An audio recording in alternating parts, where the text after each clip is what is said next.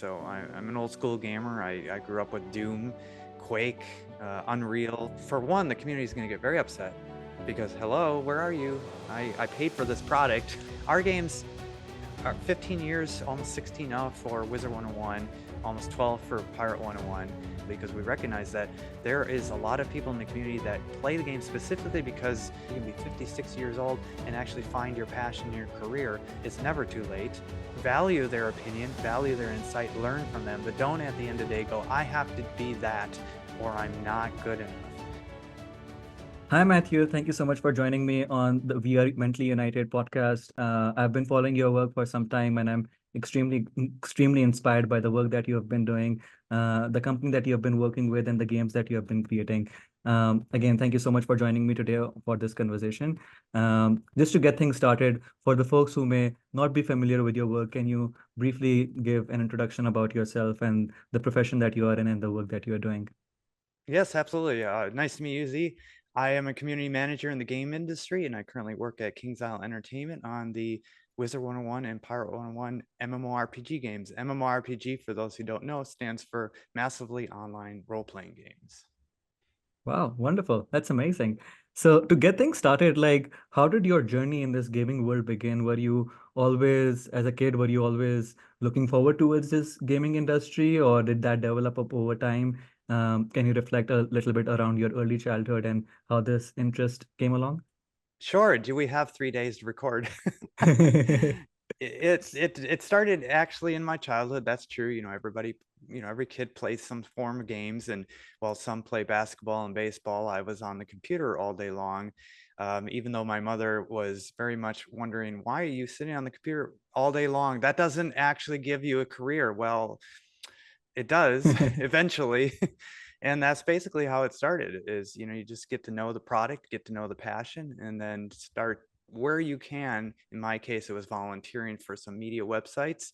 After a few years, a quick trip over the pond to China to learn about their culture there, came back and started to work in the game industry full time. My mom had the same thing in terms of being, why are you doing this? Why are you doing that? But it was more in terms of me being completely obsessed with soccer and Manchester United as a football club. And she never understood my passion around it. And currently, as I've started up my own startup, I'm collaborating with United and I'm working with projects on United. So I'm telling my mom, I'm like, see, I told you so that this will take me somewhere and this will be really beneficial. What were some of the games that you grew up playing?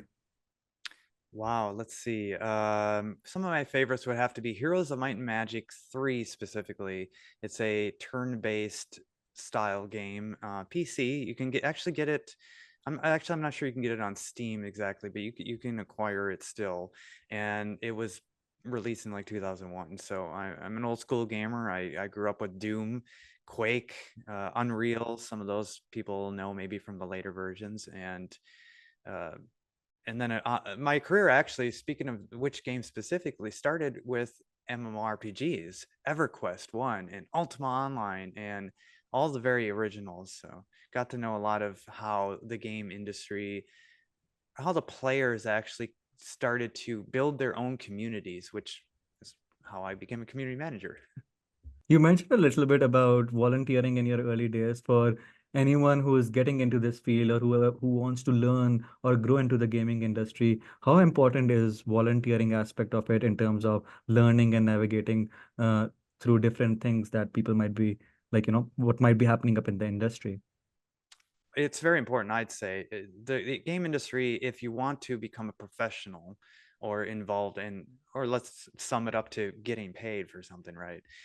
You need to have certain set of skills, and if you don't have any and you're just out of college, it can be difficult, it can be a challenge. So one of the things I always recommend is, well, network, get to know people, get to know some like-minded folks in the industry, start your own project if you can, like you have yourself in many ways, and then you can really build it up from there.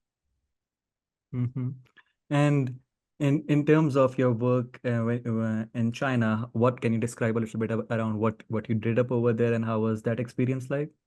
Well, that was a totally left turn. So uh my core career and interest is in communications in general, and that will span community management, that will span public relations, and I'm sure we'll get into a lot of that as well. And that includes really understanding also how communities and cultures react to the things that they love, to things that they aspire to do and become. And I felt that this was right after college. I felt that, you know, if I really want to understand how people interact with each other and what is important to them and how to communicate with them, I need to go somewhere where I have a little more of a challenge communicating with them, get outside the box, if you will. And so Mhm. that's what led me to China. And that was the primary goal. And the secondary goal was, well, how do I survive there? You know, it's going to be, I want 6 months to a year.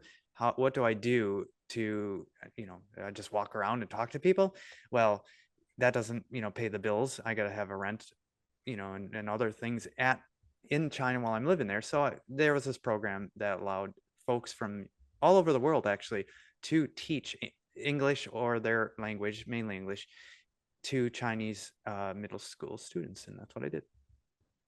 Very nice. I feel like because I'm someone who has also traveled a lot in terms of getting education and to get work. I grew up in Pakistan, then I traveled to Malaysia for my education, and now I'm in US for my education and my work and stuff.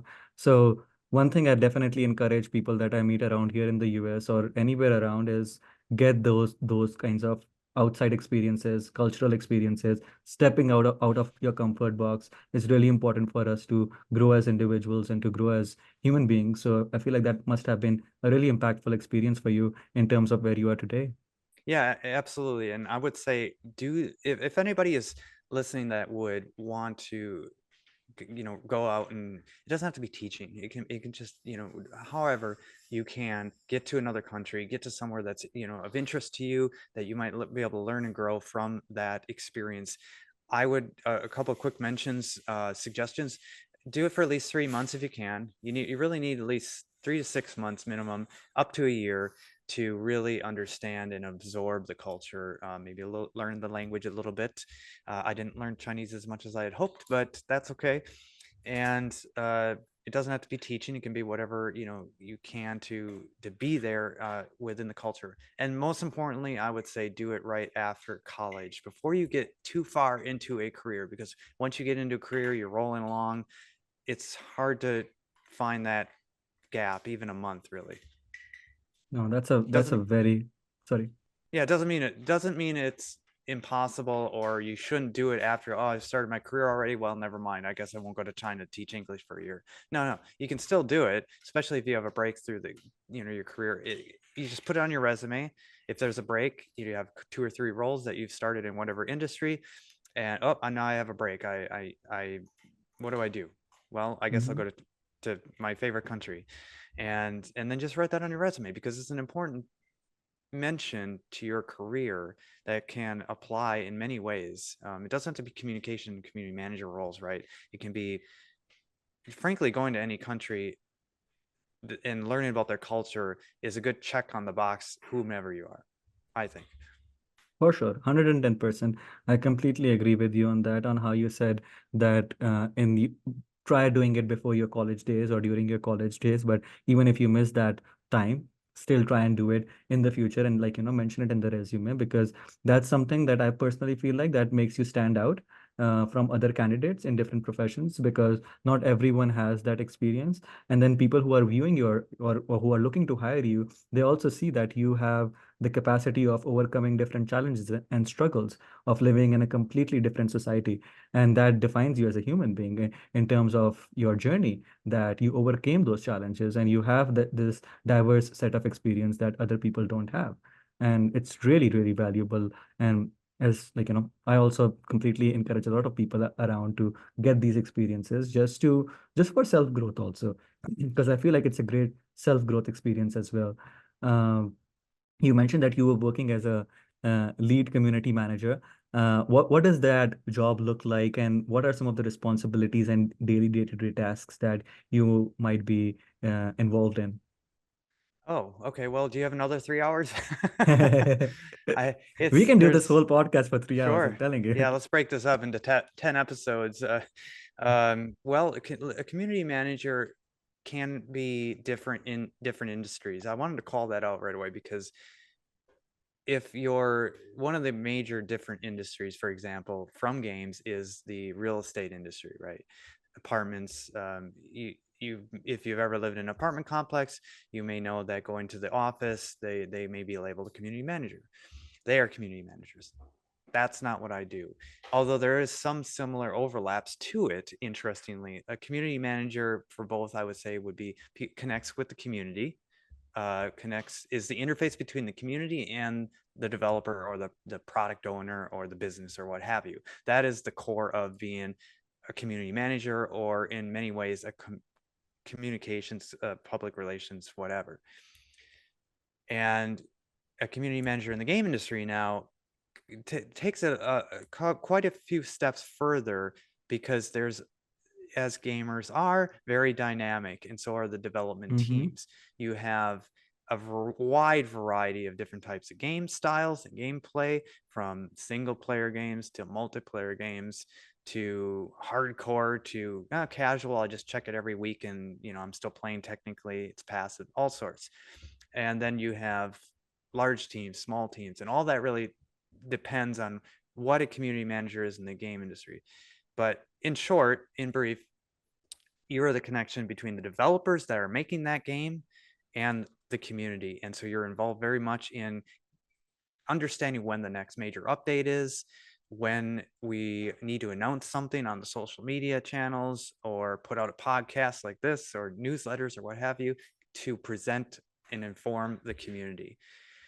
That's the key communication that way. And then after you put out something, like right now, Part 101, one of our games at KingsIsle, is in the middle of a test realm, and that is giving the community an early look into what's coming up for the game, so that we can get their feedback. We gather that feedback and then provide that to the team, so the team can go, oh yeah, that's good, maybe we should change that, and consider bug fixes and all the rest. On a wider scale, outside games, communication work that I do, maybe I don't know if we'll get into this, but other things like my company, Events for Gamers, is very much about public relations, and that it's all the same. It's just reaching out to the companies, interfacing, bringing the information to the public that is visiting the site. Mm-hmm. And how important do you think is listening and understanding and feeling the vibe of what the community wants or what the audience wants is for a gaming industry? Oh, super important. It's if you don't listen, for one, the community is going to get very upset, because hello, where are you? I paid for this product, right? Mm-hmm.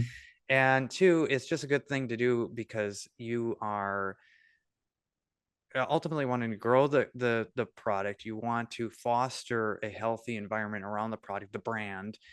And it doesn't matter if it's games or something in the business world or nonprofits. It's all the same here, is that you're fostering a healthy connection, and you need to have that communications there to make sure that the product, the existing people using and supporting that product, are not only going to hopefully be retained. Community management is a big part about retaining, not necessarily sales and going out and getting new community members, although that's a part of it, but also to really make sure that you're presenting with the marketing team and other teams at the company a positive image. So it's no communications, as your product's going to suffer. How do you foster these genuine connections and stay connected with the community? How does that process looks like? How does that happen? That's evolved over the years. In the beginning, it would be static forums and even calls in some cases to community leaders. But nowadays we have things like Discord, and a lot of people watch and probably understand and love using Discord for a variety of reasons. It's a great communications platform. We use it all the time for our games. I use it for my events site and anything else really under the sun. And that is where we will present announcements.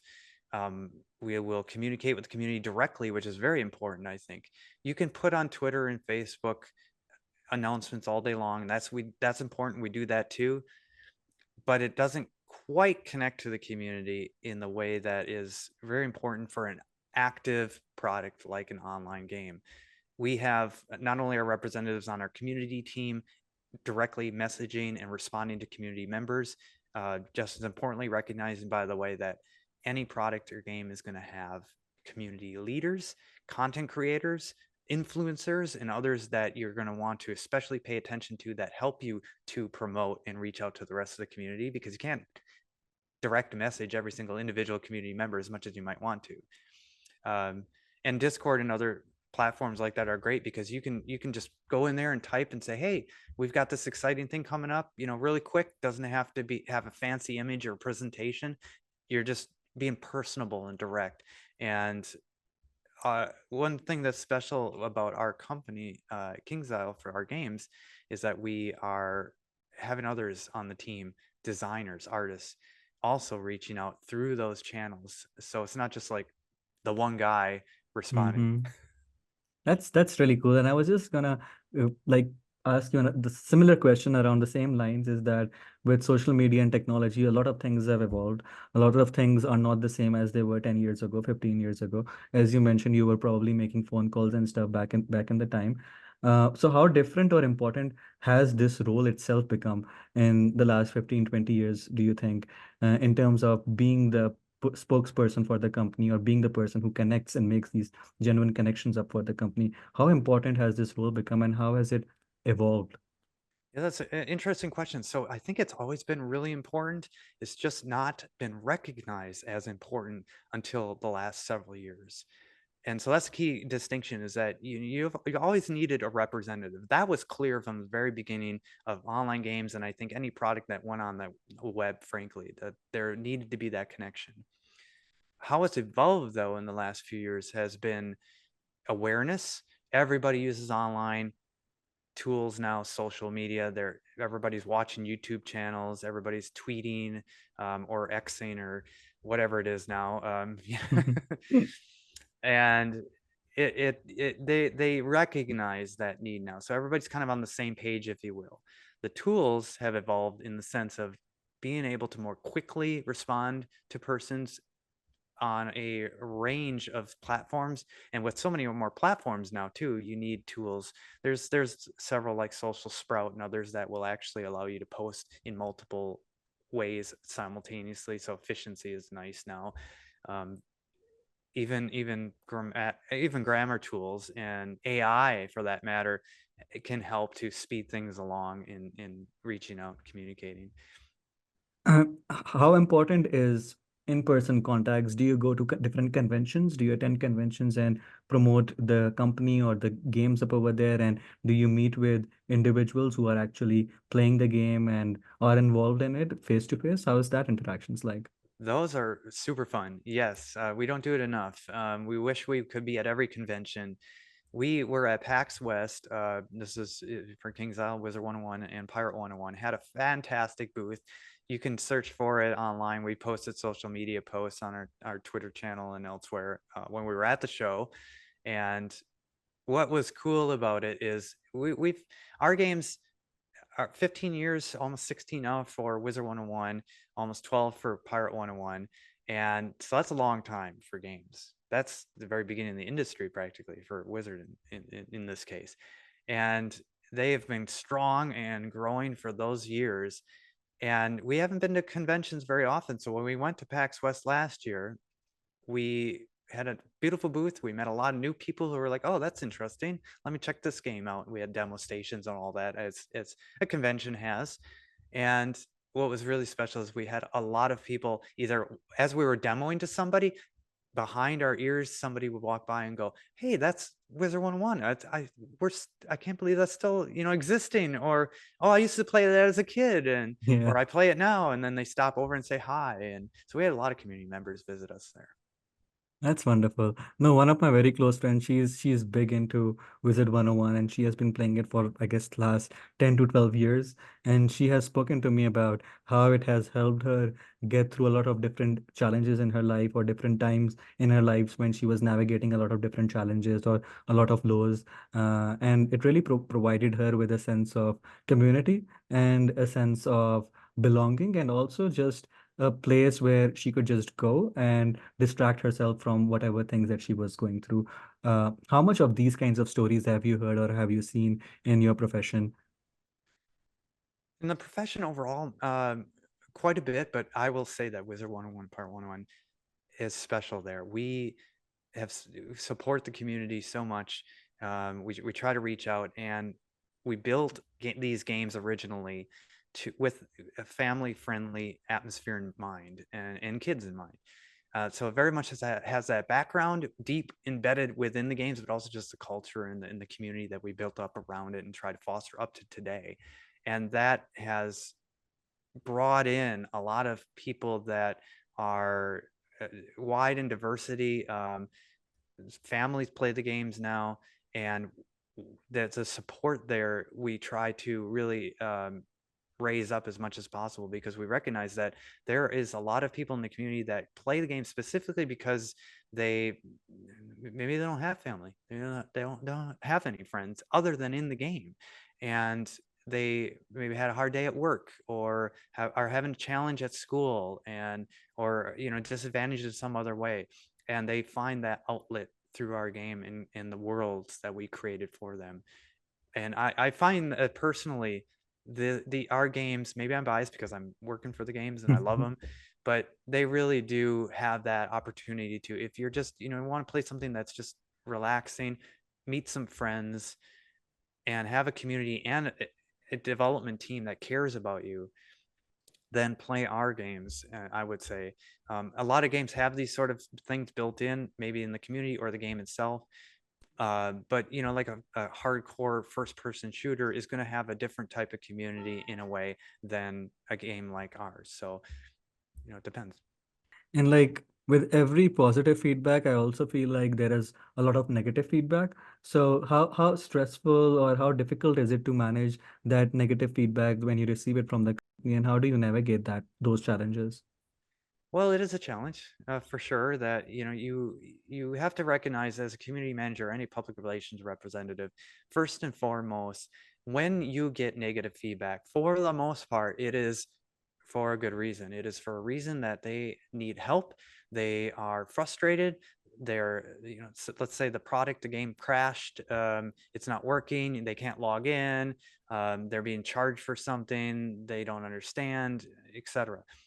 And they're going to maybe get upset and go, I am frustrated. And it's up to us to really recognize that, hey, this is, somebody who really loves and is interested in playing the game. They want to use your product. You need to listen to them and filter out and be compassionate with understanding that that they're shouting not at you personally, but Mm-hmm. you as just you are the representative. You go into this role essentially with that understanding that somebody is going to use you as a platform for that purpose, and you shouldn't be taking it personally. For sure. And like we already spoke a little bit about it, but like Wizard 101, Pirate 101 has fostered a very vibrant and supportive community for their gamers, for their followers, for people who have played this game back in 10 years ago or who are coming back into this game. How important do you think is community building within gaming platforms? How important is that aspect? I think it's, if let me put it this way. Without a community, you don't have a game, period. That's uh that's even very true. I mean, look at even single player games. Uh, Mm-hmm. you still have a community that, I mean, you'll have the game, you'll sell some of the product, but if you want it to be sustainable and long term, in any fashion, single player, multiplayer game doesn't matter. You need to have and support that community. If your game is good, you're going to naturally have a community, and because you naturally have a community, you need to be ready to support it. Very true. Very true. And like, this might be a stupid question, and but what are some No measures stupid that you? questions. Thank you for saying that. That's a relief. But what are some measures that you are either subconsciously aware of or you consciously take in terms of trying to build and maintain the trust within the gaming community or within the work that you have been doing with the people that you communicate within the community? How do you navigate and how do you build and maintain that level of trust and open communication? By communicating with them. That is something I learned early on, is that just regularly communicating with them, having to say, we're not ready for releasing this. We don't know yet. Let me get back to you. Uh, if you're communicating with them, that is 90% of the battle in making sure that they are going to stay with you and they are going to be content.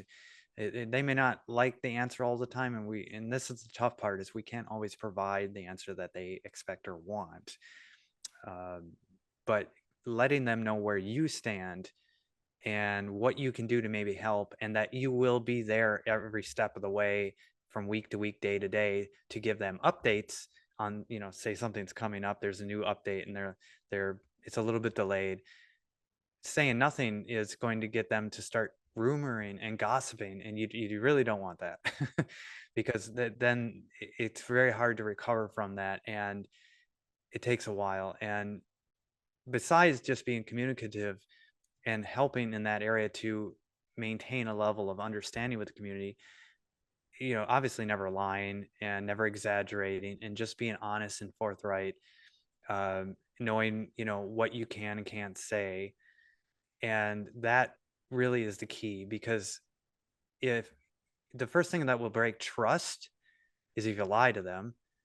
And the second thing will be is if you don't answer them or get emotionally upset or get, go off the rails in some way, and meander and not give a clear, concise answer, will start to break that trust as well. Because if they see you as incompetent or just not tr- realizing you're trying not to want to answer the community in a good way, then that starts to fracture the trust as well.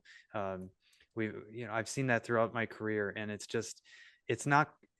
You need to have a good public relations representative at every single company for this very exact reason. It even if the product doesn't have a community per se, like we're kind of talking about here with games, it's important that you publicly present your views and your vision and your story and your product as it is, and as much as where it's going in the future as you can.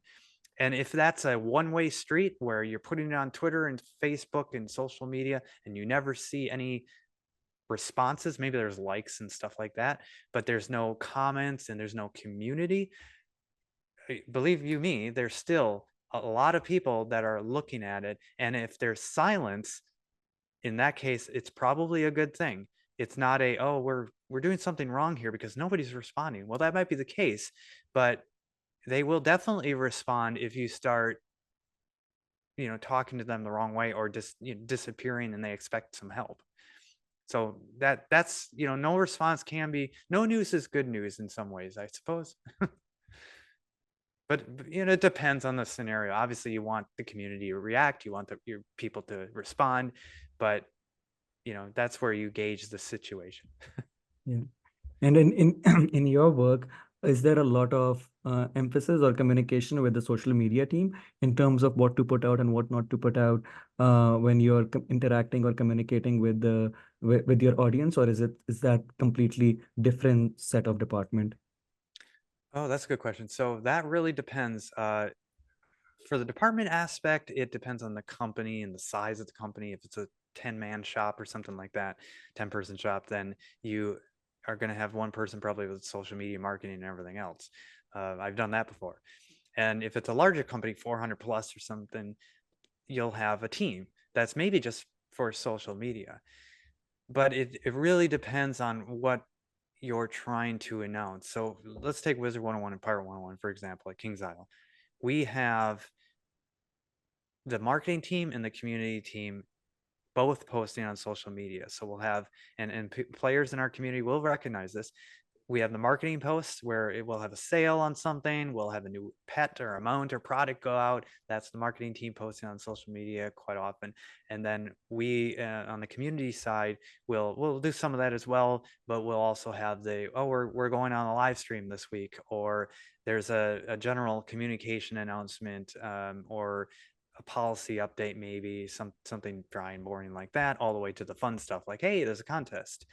Um, and so we share that responsibility. Most importantly, we communicate in our channels on our company teams chats and all, what we're posting when, so that we're not posting too much on any particular day, and give a little bit every day for the community. So like working together and putting things out there together and being again very communicative with all the departments just to make sure that we are all on the same page and stuff. Yeah, for the most part. I mean, there is the thing with the public is that you're going to wake up in the morning and go, oh my goodness, I need to respond to that right now. Hmm. And so Hmm. there's a responsibility by the communications team, which by the way you may have communications under marketing, communications as its own team with marketing under it, or community under it depends on the there's a communications hub, if you will, of different departments in the company, however that's organized, and they'll generally communicate with each other on what needs to go out where.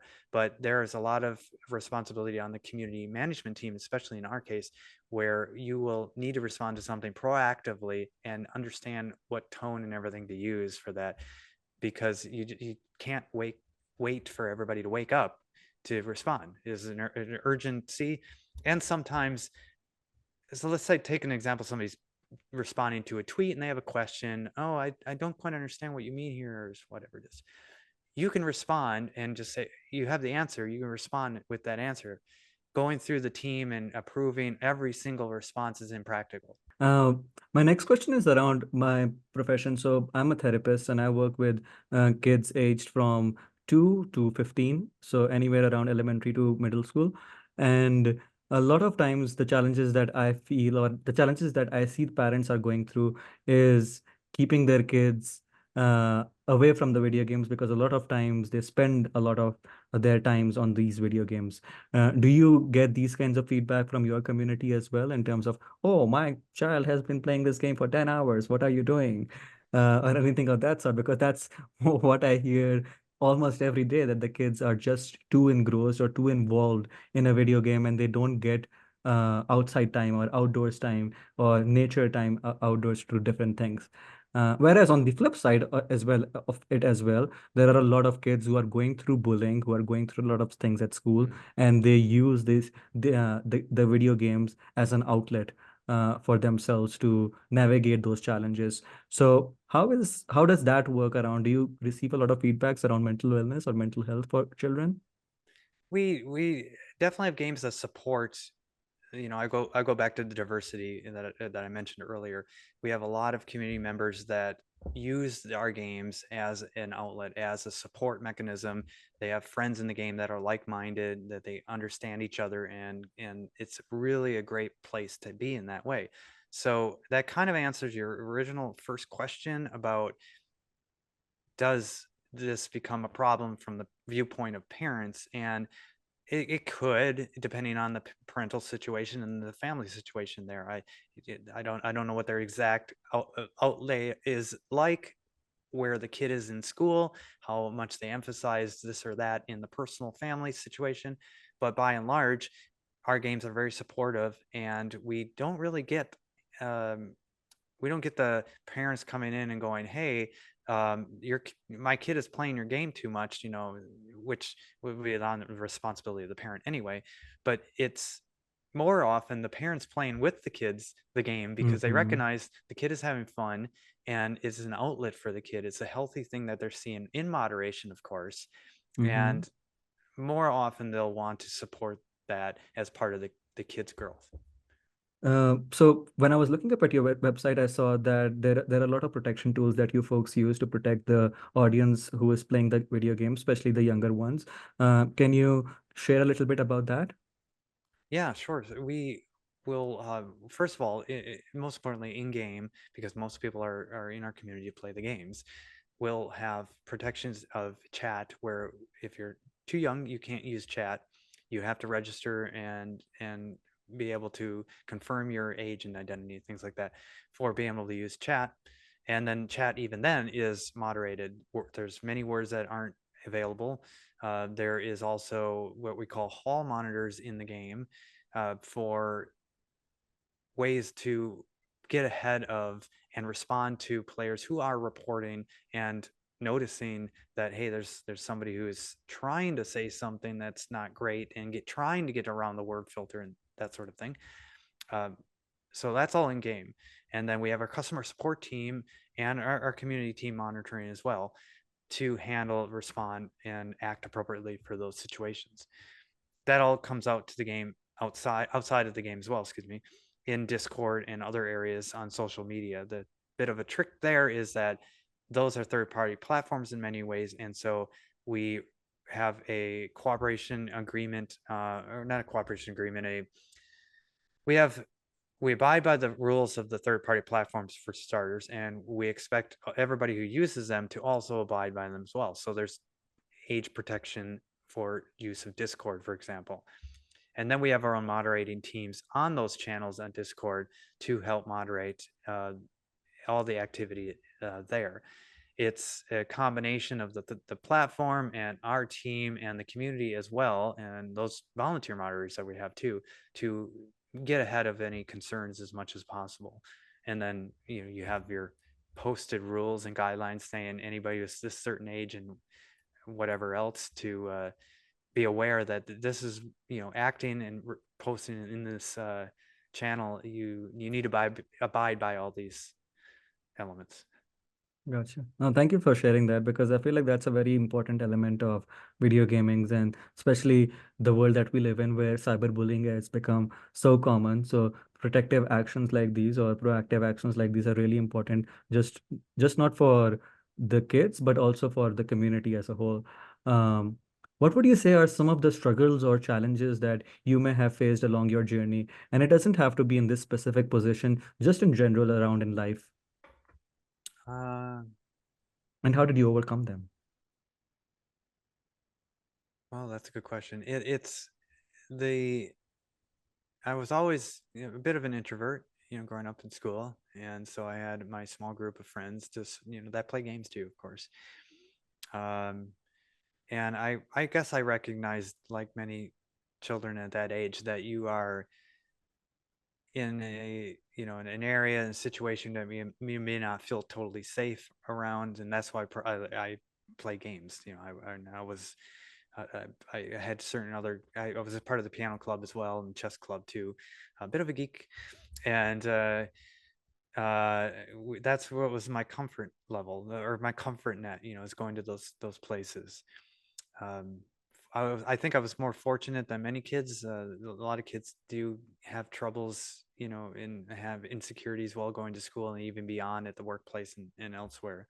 And that's why I think I'm in part a communications representative for a company and game that really supports people who may need to use that as a mechanism to help them in their daily lives, because I've had my own challenges as well there, and many people have it much worse. So People go through array of challenges throughout their life and just overcoming them or just navigating them sometimes becomes hard, but as you said, like you have to be one has to be resilient throughout it. A lot of work that you are doing right now, attending conventions, communicating, staying connected within the community, seems a lot stressful, seems a lot exhausting. So how do you manage your work and life balance along those lines? well, it can be a challenge, and it can be exhausting, especially after you're shouting in a loud convention hall for 3 days straight. That certainly gets the voice rough after a while.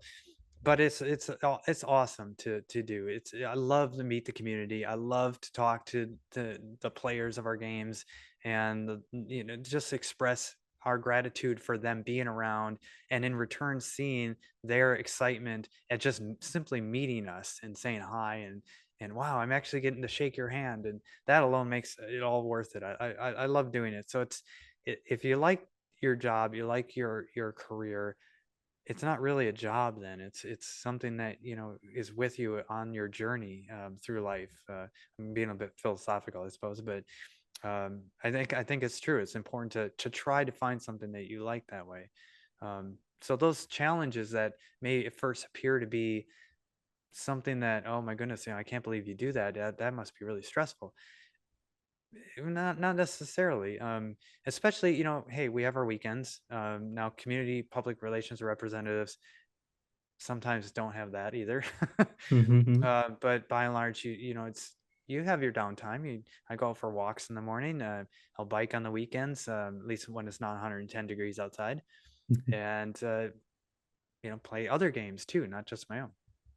Very nice, very nice. And how do you, in your profession, how do you keep evolving and how do you keep growing and learning new trends and new things that are happening? How does that process come to you? More often than not, just watching YouTube videos and networking on LinkedIn and other places and seeing what other people are talking about. Oh, AI, what's that?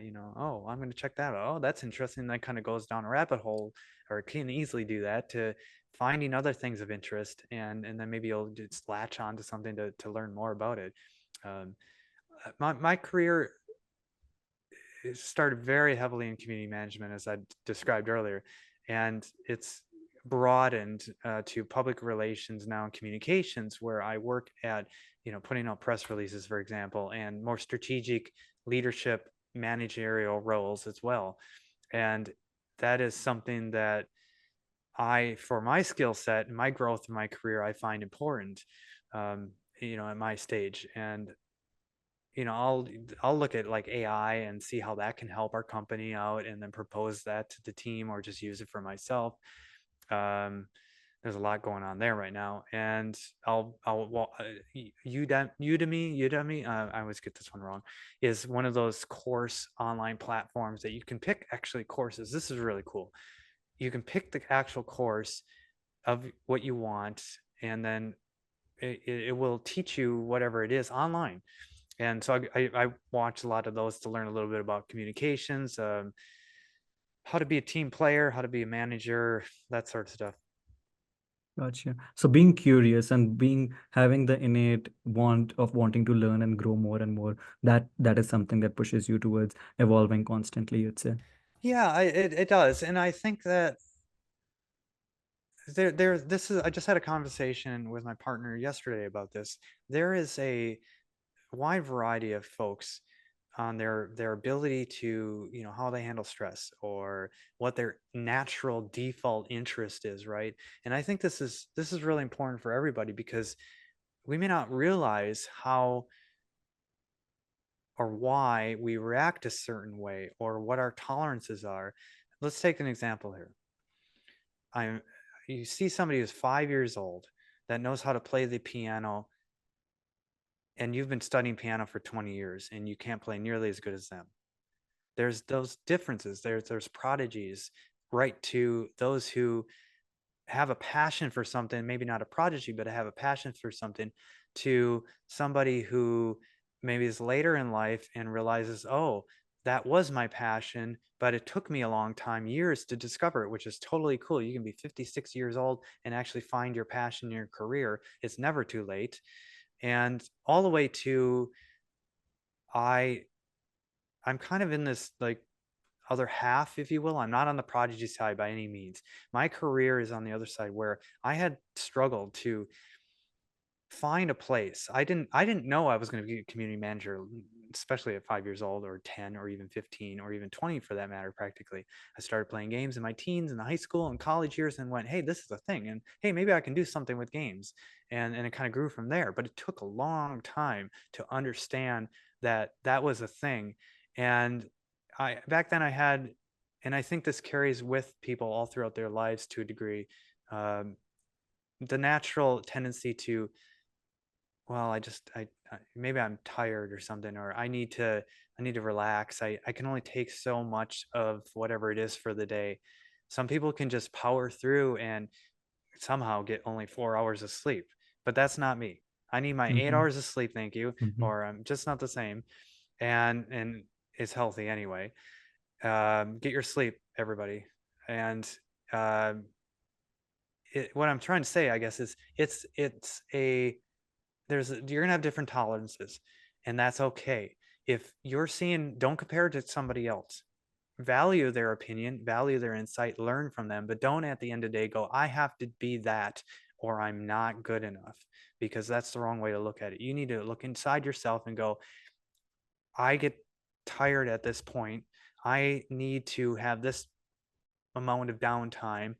I maybe I'm not an entrepreneur. I don't want to start a business. I just want to work at a company that somebody tells me what to do, and I maybe hopefully love whatever it is that I'm doing. That's okay.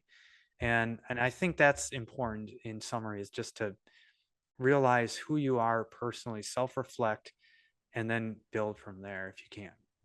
Yeah, yeah. Being your own person, being your own identity, and then forging your path forward from there. Definitely. And that's something that, like, it's funny that you said that in terms of tapping into passions or tapping into energies, because that's something that I preach a lot at work as a therapist, that I tell all the parents that one of my major things in these sessions with the kiddos would be to tapping into their passions or helping them find their passion so that we can use that as a North Star to help them overcome whatever struggles that they're going through. And I give them examples too, the similar way as you just mentioned, is that sometimes a lot of people find their passions at the age of 25 and 26, and they're like, oh, I never knew I was so good at it, or I never knew I enjoyed doing this so much. It's just because you probably never looked at it that way, or you never approached it that way. And finding those kinds of interests and things are really important, I feel like, just for human growth and just for a happy life, because we all forge our own paths and our paths are all different. And copying someone's path is not going to take you anywhere, in my opinion. Yeah, definitely. You don't want to copy somebody. You want to learn from them, consider it, put it into your toolbox of, okay, I understand that's a thing. And that's where, getting out and trying to, even out in your city, just walk around, explore, go to certain places, go to the library, go to, concert halls. If you can, travel to another country at least once in your life to really, and don't go to a country where everybody else is going to it. I chose China because not nobody in my family ever went to China. They're like, "What? You're going to China? Why would you do that?" It's like, well, because it's probably interesting there in some way. And I went all over Southeast Asia as well, Japan, India, etc. And I learned something, and I realized, hey, there's some things I didn't know about, and I think that's key above all else, is that you won't know, especially if you're sitting there and going, I don't know what I want to do with my life. I don't know. I don't have an obvious thing. Then sitting there and just thinking about that is good. It's a good start, but you need to go out and experience stuff, because there's going to be somewhere, I guarantee, and aha, I like that. Maybe it's not an easy passion where you make $1 million after the first year and you're like, yeah, that's cool, I'm done, this is great. No, it's probably going to be hard and difficult. I try to remind myself every day of this, that it's still a challenge, but that kind of is what makes it worth it, frankly, is it's not easy. That's easier said than done, but there's some truth into that. For sure. And like, even in my personal experience, I've experienced that because I did my master's from upstate New York. And when I finished my master's, I had to find up a state where I can go and get my licensure for being a counselor.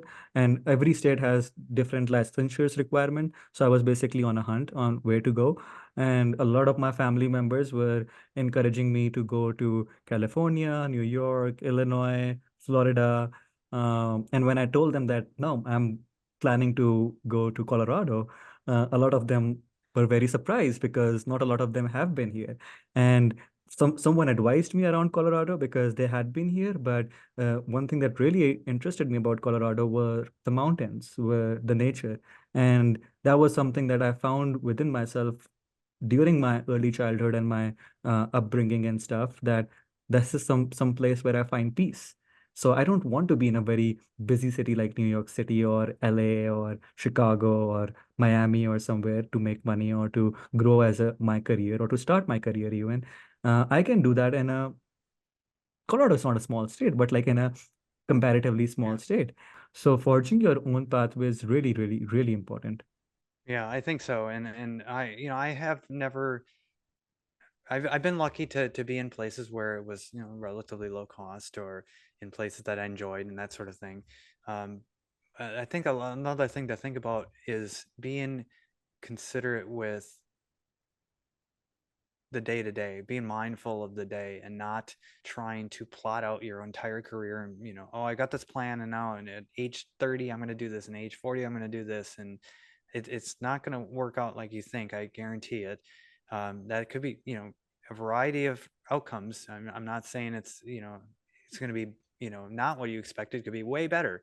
But to just take it, take a quick broad look at what you want to do, where you want to be, and then step back and then take it day by day from that point. And if it shifts and veers, that's okay. And there's cases where looking back, more often than not, I can only really think of one instance where it wasn't what I expected, and I got disappointed and distraught about the outcome. Every other case has been, oh, that I didn't expect that was going to happen, and yay, now I'm making more money, or I'm working with cool people, or you know going to Colorado, going to Canada, going to any other country, it doesn't really matter. You're going to find something that you'll connect with there, and if you eventually don't, then go somewhere else. It's in unexpected places, I think, is the point. Very true. You mentioned a little bit about exploring the city, exploring the library. I've followed you on LinkedIn and I've seen that you are really passionate around reading books and uh, getting into it. So, how have books influenced your personal and professional life? Well, they allow you to kind of decompress after the day, I found. So I like reading, a few chapters at night.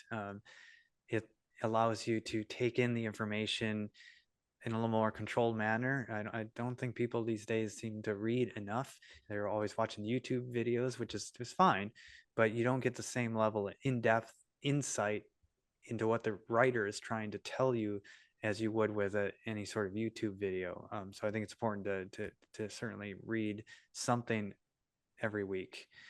Um, it's there's a variety of topics, just like any YouTube channel, but also I find that books are a little more down to earth too. At least the ones I pick, they're a little more succinct to what you really want to know and gives you a full package of it.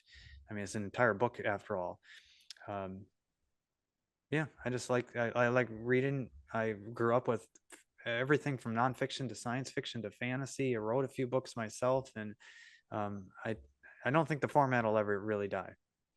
Very true. Now, I feel like books are really, really soothing, especially after a long day of work, just to untangle your mind in different ways, because your mind is just so tangled up into different work stresses, family stresses, personal stresses. So, book just gives you sometimes that outlet to escape this world and just read and just feel a different Yeah, sense of yeah. vibe.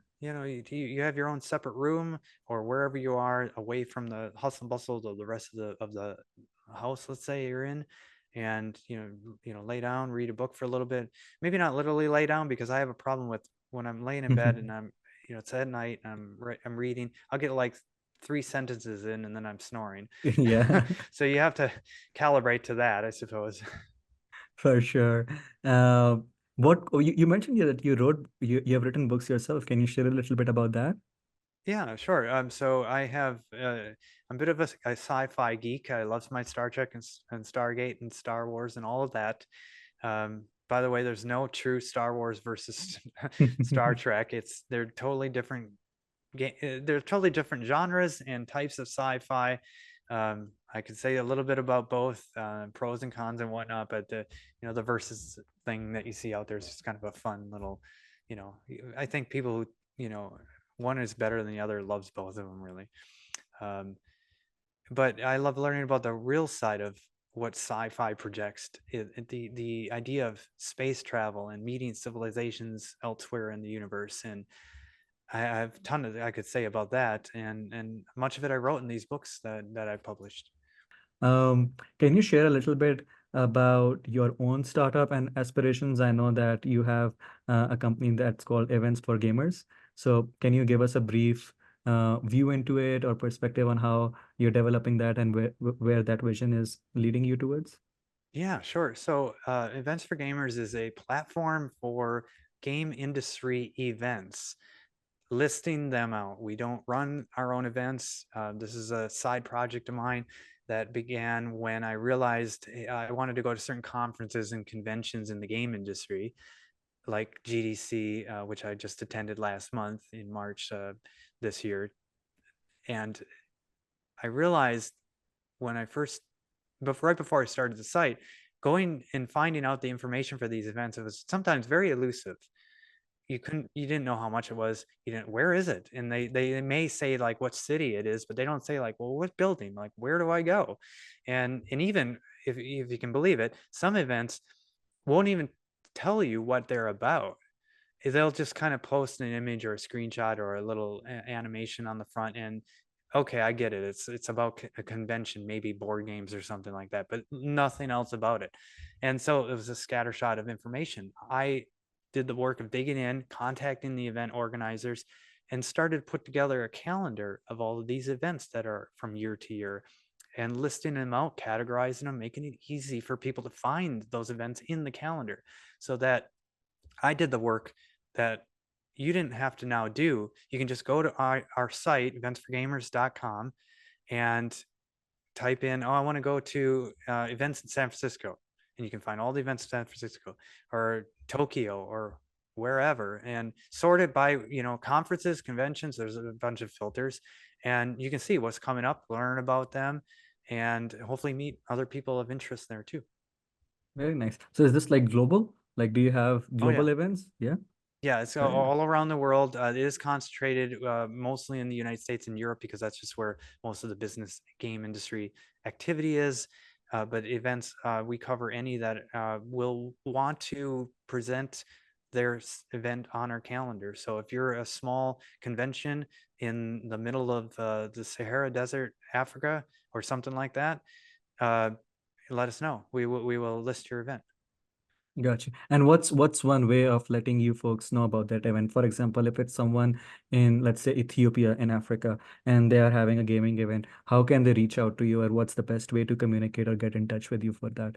Well, we have a contact section on our website. You can go to contact@eventsforgamers.com as well, and just email us with interest in getting your event listed. You can ask questions about the site. We also provide many other different services too for events and event attendees. So if you're, for example, running a booth at a show and you want to put out a press release, or you want to put out a hey, we've tweeted something, can you retweet that, Matthew, on your event site? All sorts of possibilities there, and helping events and those attending events to get the word out about what they're doing there.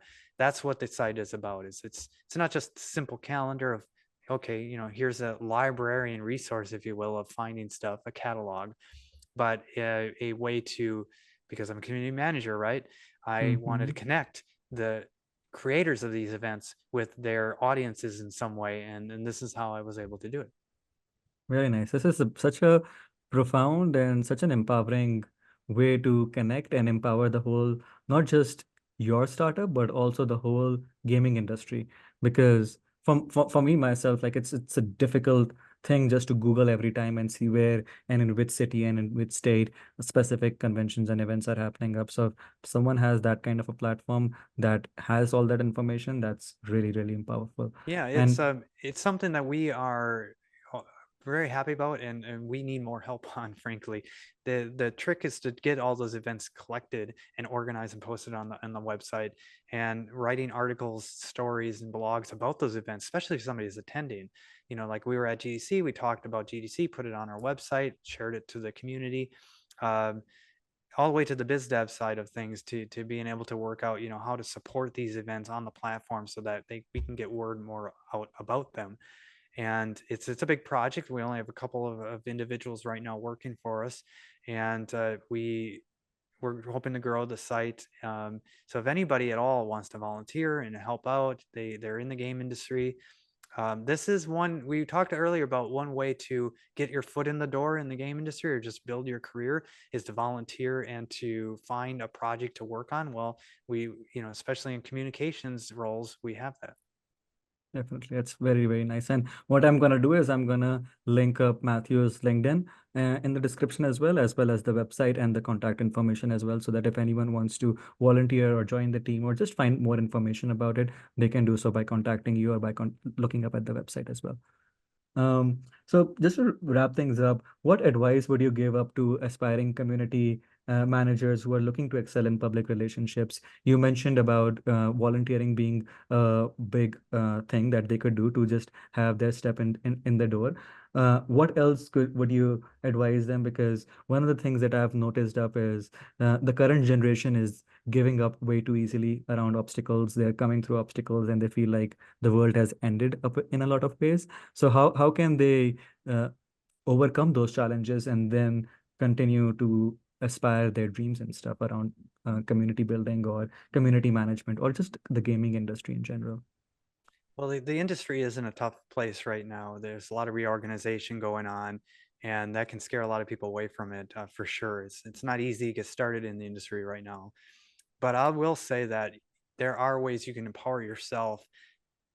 Take the time to just see how much time you have for starters. What's realistic for you? What time can you take per day to network? That's key. Get on LinkedIn. Uh, I don't know what the registration levels are at this point anymore. I've been registered for forever now, but find a registration level that allows you to see what you want to see and interact with people sufficiently and all that, and start connecting with folks. I think that's number one. And besides the cost of being on LinkedIn itself, it's free to talk to people and say hi, and people will connect with you, and you can ask them questions, tips and tricks on how to get started with the career that you want to get started or grow the career that you're already in. Go to the local events wherever you are, or start one if there are none. And that may be challenging. Oh my goodness, I got to start. There's nothing in my city. I'm in the middle of nowhere. I got to start a little group. I don't know. Nobody's around. Well, I guarantee you there's another person, probably more, that are saying the same thing. Oh, there's nobody around. Well, say, hey, there's this thing now, and I guarantee you that you put it out there enough, people are gonna, oh yeah, thanks. I didn't, I thought I was alone too, in that whole business.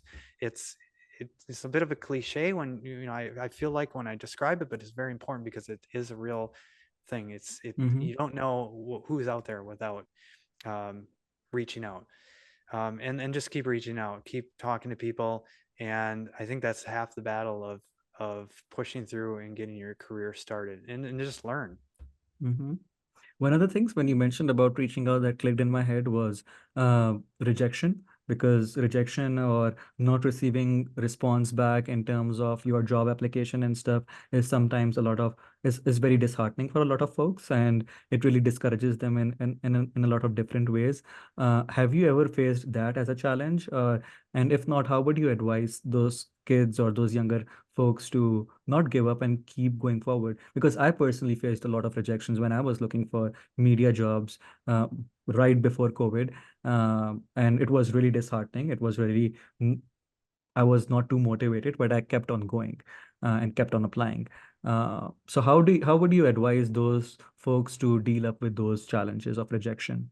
The important thing is that you keep trying and that you are continuing to make the effort. That's key, because it's probably going to be not the first role that you land, the first interview and the first job that you put, job application that you fill out and get the interview and get the job. That's Mm-hmm. not likely. Now you can get lucky. I've gotten lucky that way too. I've even one case went to a company and said, "You don't have this role. You need this role. I can fill that for you," and I actually made the role. That's Wow. very rare. Uh, so you will get lucky moments, but it's important that you strategically build your portfolio, presenting on a website. Try to get your name on a website, MathewAnderson.com in my case, 1T in this case, actually, and have your portfolio listed out there. And then when you're applying for jobs, make sure that, everything's carefully, nicely presented. Take a lot of time to make sure your cover letter and your resume all looks polished and presentable. Don't rush too much on just spamming thousands of companies. You may have to go through many companies to get that first interview, even, and not to mention the first job. But still take your time to be a little considerate with, do I want to work there? What is the job like? Does it match anything even close to what I want? Doesn't have to be perfect, by the way. Don't look for something that checks all the boxes, because that's difficult too. Don't do that, especially for your first role. Get what you can, really.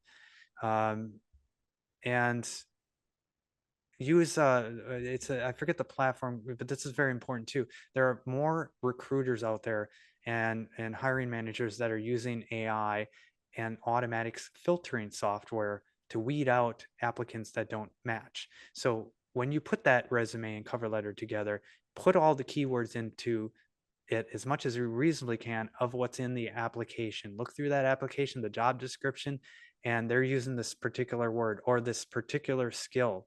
And if you have that skill and can apply that word, make sure you put that into the resume in a few places. Um, there's a bunch of other resume tips that you can probably search online for in that area, but apply those. And then be nice, be considerate when you reach out. Try to reach out personally. Go to their website, see if they have the same job that you see on LinkedIn and elsewhere. And if there's a, hey, email us with interest to this job, do that over applying on LinkedIn through an automated system. Yes, the automated system is easier. Don't do that if they have the manual, because going and saying, ma'am, miss, Mr. whomever at the company in a direct email, here's my cover letter and resume. I really love the work you're doing. I want to be a part of your team. Here's why I think I'm a good fit. Here you go. Please take a look. Will go much, much more than just a quick, literally quick link, I think is what LinkedIn calls it for applying. Yeah, quick apply or something. No, but that's really, really, really helpful. And I'm sure a lot of people will resonate with that and it would really help a lot. You just summed it up perfectly. Like you couldn't have said it better, like really perfectly. Uh, in terms of future, back in the time when I was young, so I'm 30 years old now. But when I was young, I grew up playing small pixelated games. Before that time, there were those blocks that you would be hitting up with tiny balls, and you have to move up your cursor down to control that ball in terms of trying to Like get those Pong or blocks something. and stuff. Yeah, Paranoid or something was the name of the Oh, game that yeah, I yeah. really used to play a lot. Where do you, we have come a long way from that to now. Like even in terms of Counter-Strike, which I grew up playing a lot, we have come a long way in terms of shooting games as well. So where do you feel like the gaming industry is heading towards with all these emerging technologies of VR sets and all that stuff that's getting introduced? Where do you see the industry going in 10 years? Because just in the last 30 years, we have completely outgrown a lot of different things in terms of technology and stuff.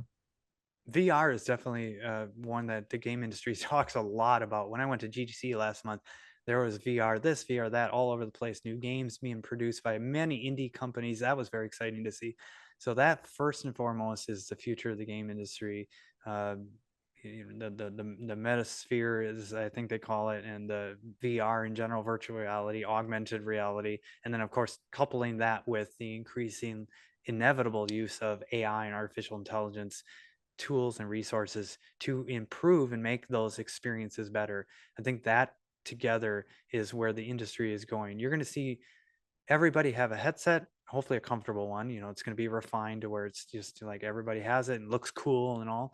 And you're going to have these communities in these virtual reality spaces, and then the AI augmentation that will allow you to really build out these spaces from a developer standpoint and also a community player standpoint to create and customize what you want, like having the next level of Minecraft, for example, and other experiences.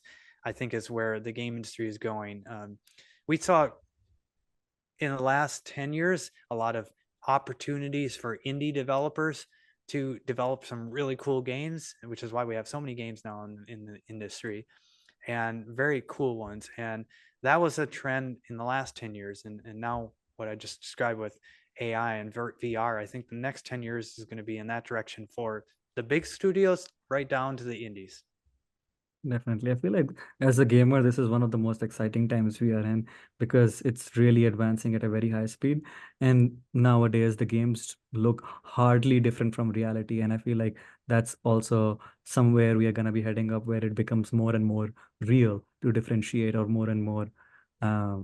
It's difficult to differentiate what's real and what's reality and what's a game kind of a thing. Yeah, they're definitely, I never was sure I would see this in my lifetime, but we will see truly photorealistic games with the AI coupling of characters that are indistinguishable from human actors. And that's going to be really cool. A little scary in some ways, perhaps, but very cool overall. And I think that the the ability to create even more games is going to come out of that. opportunity for, again, even small indie studios. And I think the big challenge for players, for the community, is going to be, oh, there's too, like there is already, too many games out there. I don't know what to pick. And so you need things, platforms like Steam and others, to be able to sort out and filter what you really want among the noise of all the other awesome games that are out there. And what's coming up next for you? What does future look like for you? What are some of your aspirations or goals, short term and long term? Oh, well, I look at the industry and I see the challenges everybody's going through right now. So I want to just give one more shout out to anybody who may be new in the applying to the industry or just struggling where they're at currently. It's temporary. The game industry is strong overall long term and is going to grow. You will have other opportunities. And so I always look at that and try to keep that for my day to day right now in mind, that there are always going to be other opportunities out there. And I'm hoping to grow events for gamers, my own business. I'm hoping to continue to do my work at KingsIsle that really helps support so many cool community members that I meet every day, and team members that produce amazingly talented work for the games and the community. And I don't know, maybe write another book or two. That's a big project. That takes a lot of time. I haven't written an actual book about the work I do, interestingly, so maybe I should do something like that. I think you definitely should, because I feel like that's gonna be really helpful and empowering for a lot of folks out there. Because everyone's a gaming fan, but they just feel like they cannot get into the gaming industry or they cannot make it up over there. So I think that book, from your experiences and the work that you have done and the work that you're doing, that's gonna be really empowering for a lot of folks.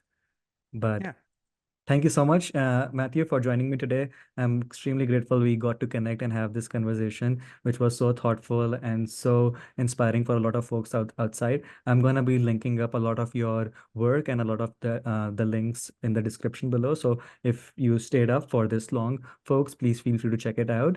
And yeah, thank you so much for joining today.